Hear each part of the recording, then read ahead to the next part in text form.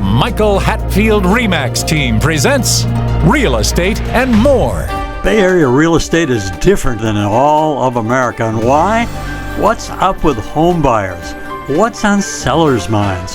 How is the market? And much, much more. Now, here's your host, Michael Hatfield. Welcome back. Welcome to the Real Estate and More show, and I'm so glad you're here. Having been in the commercial pilot profession for several decades, it's truly an amazing vocation I was really fond of for many reasons. Friends have asked me, people have asked me over the years, how did you ever become an airline pilot, and what was the process that you used? To reach what many regard as the pinnacle of all airline jobs, the airline pilot captain seat, of course, was not easy. It took a lot of preparation, and it's still not easy today, but it can be done if the motivation and determination resides inside you. Think about it. If a lower middle-class youngster like myself could achieve this position many decades ago, come up with enough money to go through the training, then others can follow that today if they have that desire. I'm here to share some of what I've learned over the many years going through training for the required ratings, as well as the education, the process that I used to attain what I've always considered to be the greatest job on earth. Here to help me this morning is my lady, a person who's kept the home fires burning for more than 25 years of my airline career. Welcome to the show, Nancy. Thanks, Michael. Nice to see you, as always. Oh, good to see you. You got a question for me, too? I do. So, Michael, you became a captain for a major U.S. airline, and then you were chosen by your peers as an FAA-designated check pilot. Let's start with some understanding on a few terms. What is a captain, anyway? Well, when I was hired, it's been a long time. Mm-hmm. There was a 3-pilot airplane. There was the captain, which is the boss on the flight. Then you have the first officer, who's still pretty much in a learning situation, mm-hmm. and then the new hire person, which was the second officer or flight engineer. A lot of the duties back then, as it wasn't as automated as it is today, fell to a sharing of those responsibilities. Mm-hmm. But when anything happened and the direction of the flight and how the flight's going to be handled, any problems that came up, it would always be the captain that makes the decision. So what is an FAA designated check pilot? A lot of people are not familiar with that term, so can you elaborate on that, please? Oh, that's a really great question, one that's super dear to my heart. I was on a trip, and I was in, I think it was Jackson, Mississippi, and we got in late the night before, and very little rest, and the phone rang, and the chief line check airman on the Boeing 727 was on the phone, and he said, "This is a recorded line," back in the days when everything wasn't recorded, and he said, "Captain Hatfield," he said, "I want to offer you a position as an FAA designated check airman," which is an FAA designated check pilot. And I thought for a second as I woke up a little bit and we're talking, I said, well, why me? There's a lot of fellows out there that know how to fly a really great airplane. I wouldn't say that I fly any better than they do. He says, it's about people. He said, being able to work with a crew is something that is very important in what we're trying to instill in our check pilot office today. Mm-hmm. So we've checked with your co-pilots you've flown with. We've checked all the way back to some of the captains that you've flown with and also your chief pilot. And they said, go ahead. Nobody's put the thumbs down to me, which was amazing all into itself.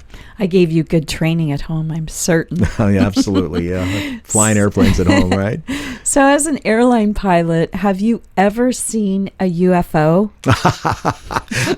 Next question, please. Got it. Please explain the differences between being a captain as opposed to being a commercial pilot.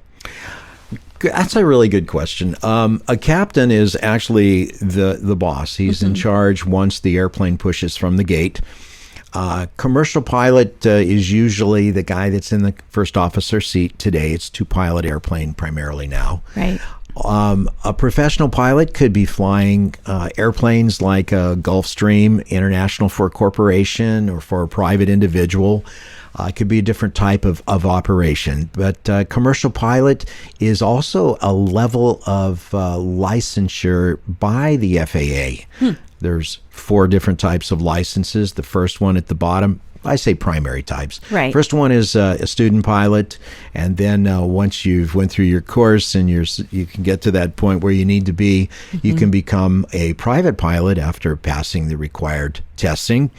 And then once you've attained so many hours, then you can go through the process and become a commercial pilot licensee. That's one that has attained and has received a license in your pocket that says commercial pilot.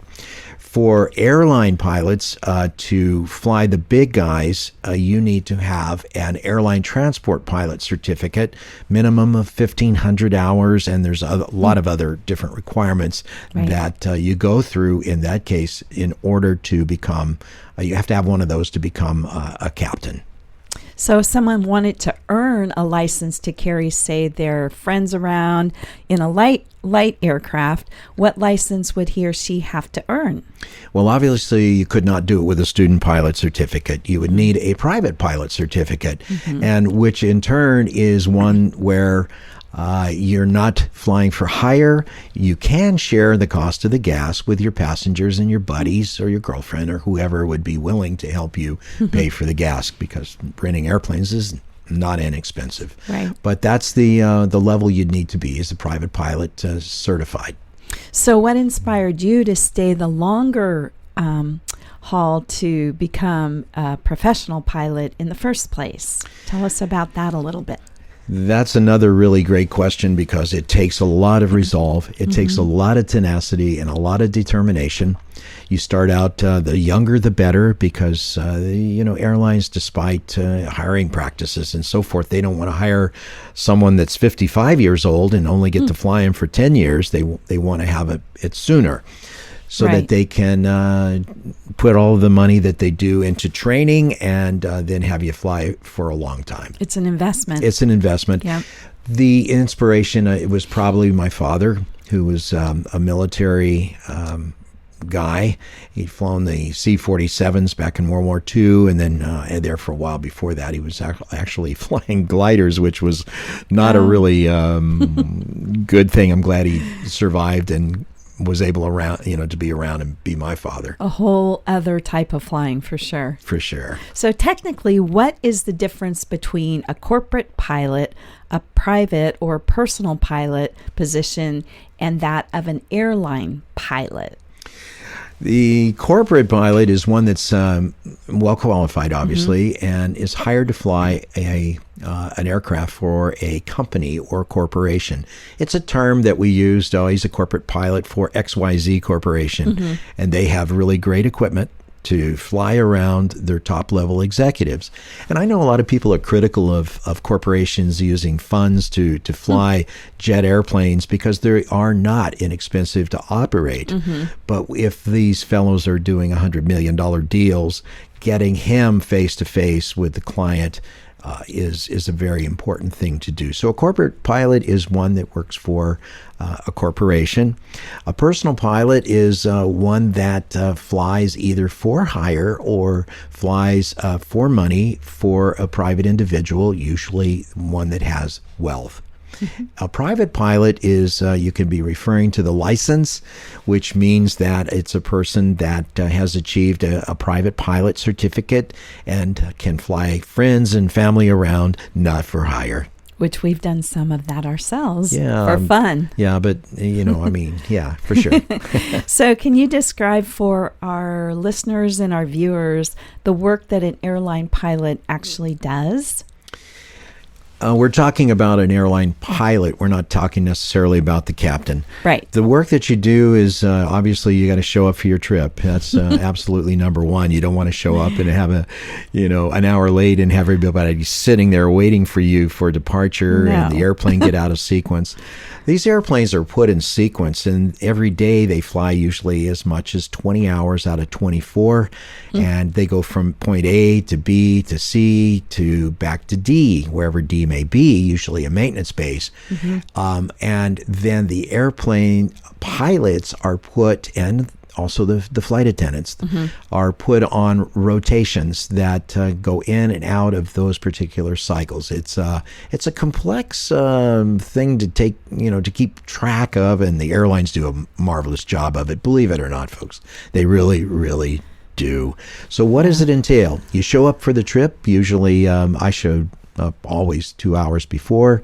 If it was an international trip, 3 hours before, because there was so much more to do to fly the long range equipment to far out destinations. But you show up, you review the flight plan, you make sure the aircraft is ready to fly, or if it's in the process of maintenance work being done on it, you pay attention to that, make sure that it has been completed. And once it's been completed, then you work hand in hand with a dispatcher, which is in the operational control center, that provides the draft of the flight plan that you may use, because these flight plans are constantly changing in flight. They're not always cast in stone. In fact, they're really never cast in stone. So if it's going to have you fly to New York from the West Coast, they might have you going up over Denver.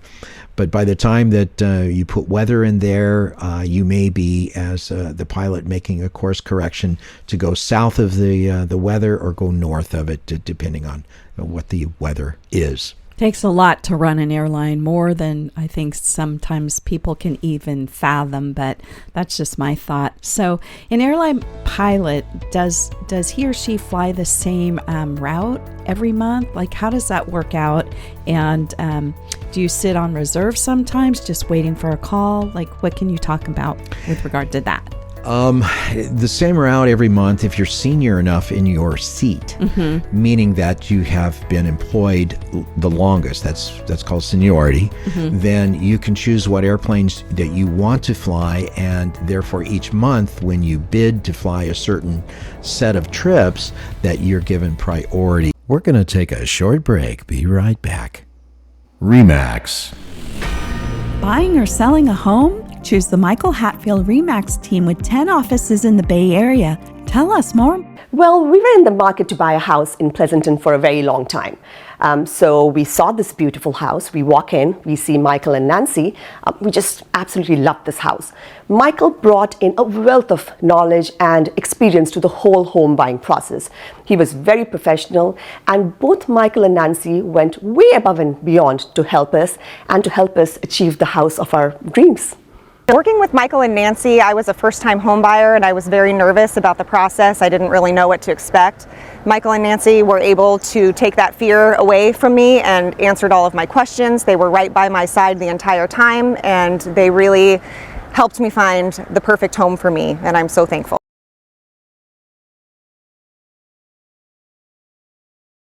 Now, back to our show. To do that.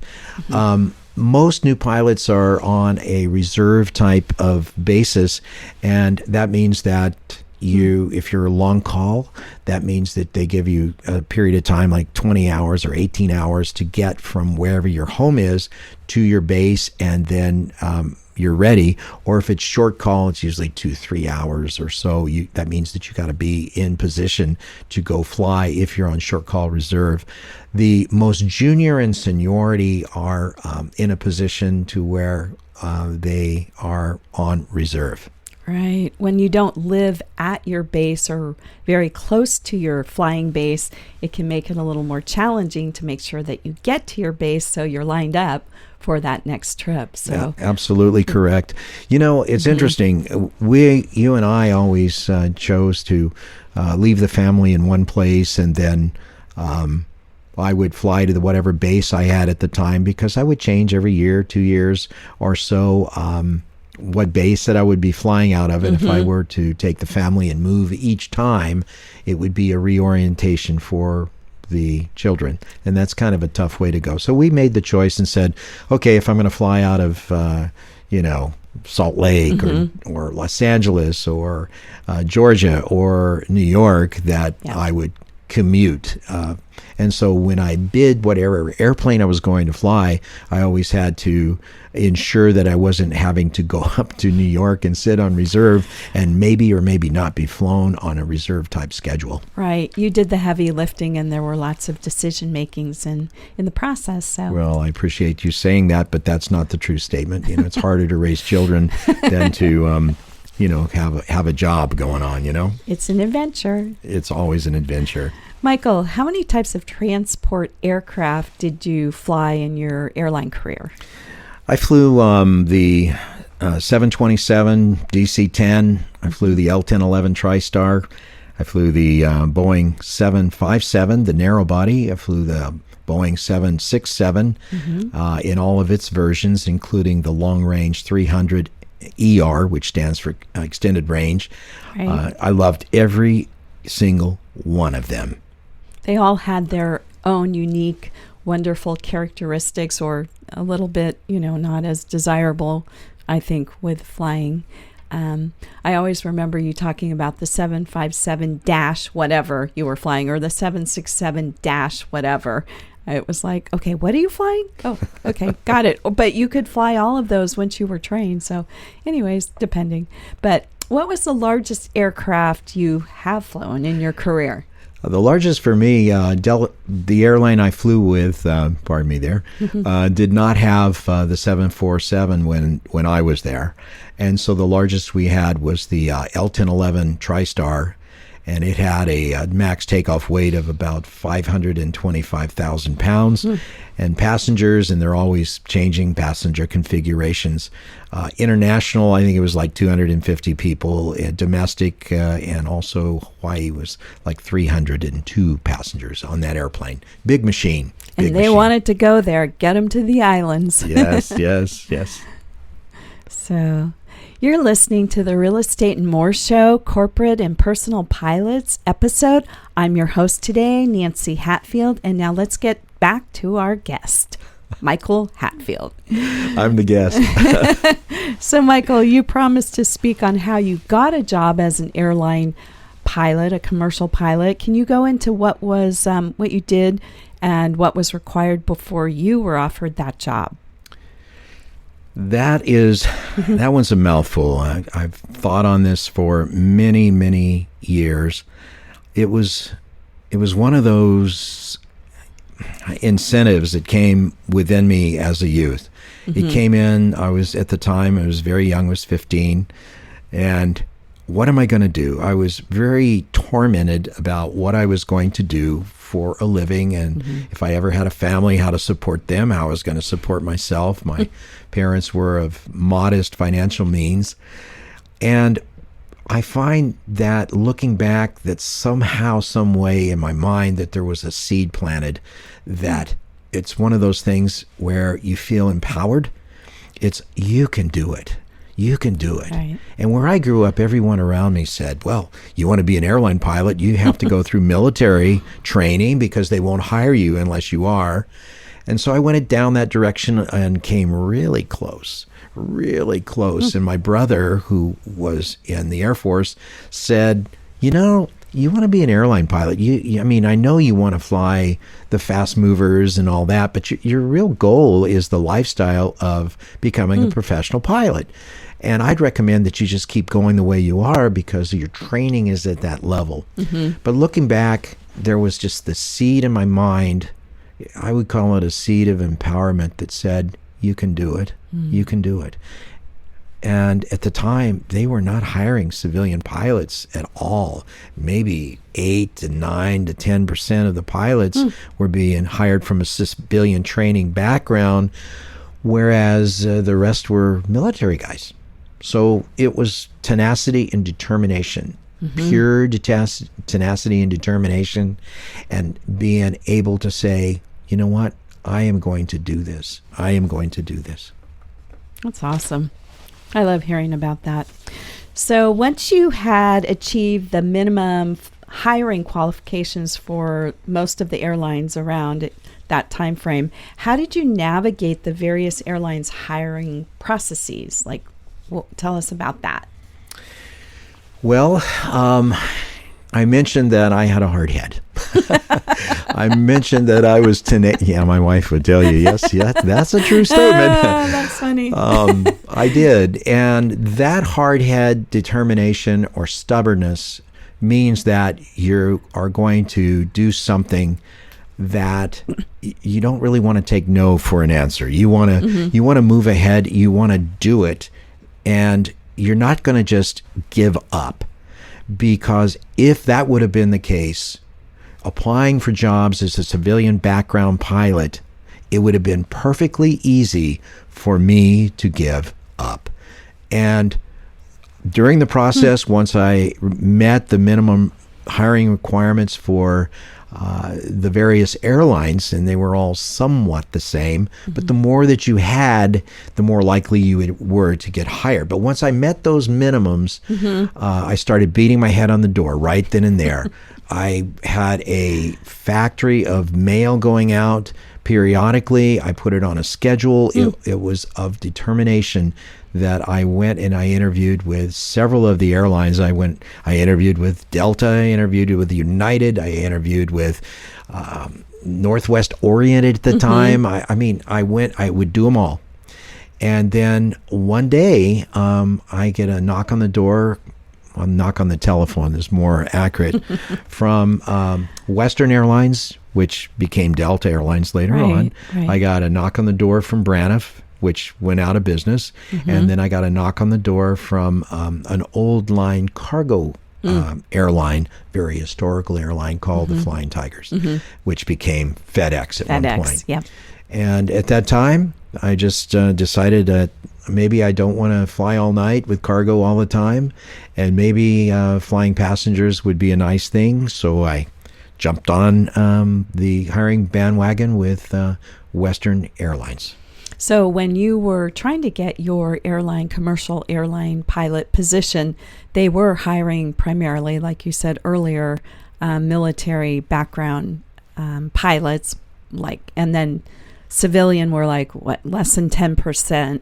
So what do you think it was for you why they were interested in you? Because of the number of hours that you had under your belt? Why do you think they hired you specifically? Another good question. When you go through the hiring process, and today it's different than what it was back then. Sure. They would call you in. They would, first of all, survey your application and look at your flying time and what you've flown and who you've flown, what you've done, how much multi-engine time that you've had. Then they would take and they would call you in for an interview, and you would sit and do a personnel interview. And then you would go home, and then a month later you would either go to the next step, which would be you would go in front of a pilot board of 3, and they would give you a thumbs up or a thumbs down. And then if you pass that a month later, then they would call you in and have you fly a simulator to see that you can actually fly. Prove it. You're right. And then they would send you to a specialty medicinal institution to take a look at your physical condition, as well as your mental stability. If being a pilot, there might be it's a few people out there. It's important. So it's a long process, so maybe 4 months. And you would start this with various airlines, and you would do it with these airlines, and then you would get a rejection letter. Or in the case where I got a lot of rejection letters, and then all of a sudden 3 of them said, hey, we'll take a real close look at having you come to our initial flight training class. You just never know what happens. So about hiring today for airlines, do you want to comment on that? How it's different or anything specifically on that?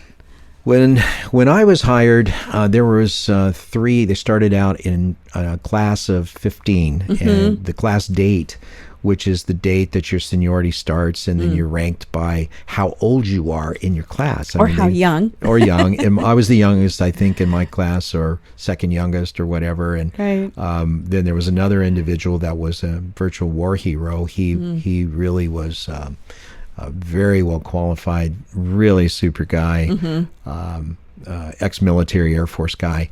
But they rank him, and when we were hired, I was one of only 3 of 15 that were civilian background. One gentleman did not make it. 2 of the civilian backgrounds made it, which was me. Today, there hasn't been a tremendous amount of people come out of the military for hiring like it used to be, and the airlines have discovered that they can hire from connection carriers. They can hire from great background people with great backgrounds that are civilian background, and that they can do well with them, and they make great pilots. Right. Male, female. Sure, Yeah, sure. I know at some point in every pilot's life, he or she makes the decision to either fly for an airline or fly personally or corporate. And do you recall when you made that decision exactly? Or I definitely do. Actually, I made that decision right at the very beginning. Sure. When my brother sat me down and he said, "What do you want to do? You've got like 1,600 hours at this time," and it was still a while before I was hired. Right. And you're going and you're flying with the Navy.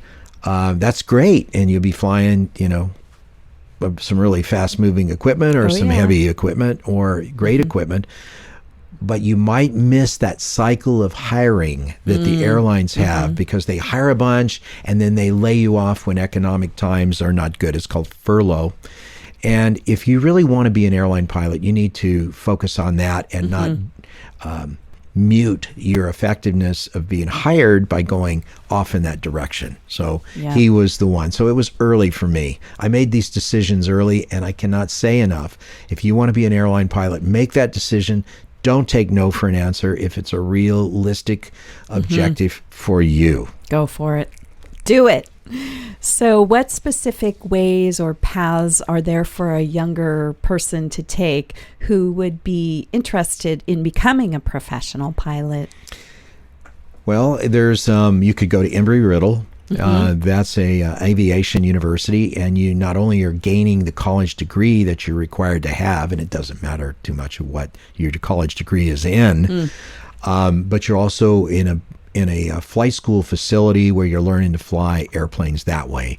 You can go that direction and buy yourself through the ratings to where you meet the minimum airline qualifications for hiring. Okay. The second one is you can come out of the military. They love military pilots. They always have, provided they like you as a person, as a military or an ex-military pilot. So those are the 2 directions. Or you could end up going privately, working your way through your ratings, going to work for a connection carrier as a co-pilot, work your way there, and then go to one of the major carriers. That's the other 3rd direction. Sure. And we actually know some of your pilot friends whose children went and became pilots. But is the process different to become a corporate personal pilot than an airline pilot, really? It really, it's not a lot different. It's just a different stage. If you're going to fly Gulfstream for a private or commercial,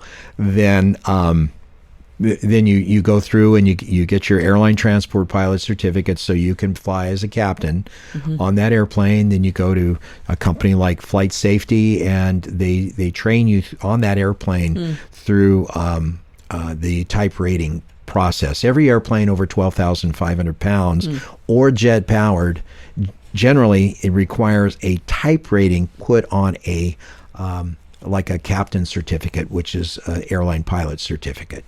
Okay. So anyway, you've been listening to the Real Estate and More show. Today was a little bit different. We deviated off and let Nancy, take me through the coals and talk to me about it. And I want to say a big thank you, Nancy, for doing such a great job with this today. You're welcome. There's so much more we could have talked about. You've been listening to the Real Estate and More show, and I'm Michael Hatfield. And please go to our YouTube channel at My Real Talk Show. That's at My Real Talk Show on YouTube. And if you would be so kind, like and subscribe, and we'd really appreciate that. We'll be back in a moment with our next special guest. Please remember to go to our new YouTube handle, My Real Talk Show. That's My Real Talk Show at youtube.com, and touch that subscribe button. You can also find past aired shows at our handle, My Real Talk Show, on youtube.com.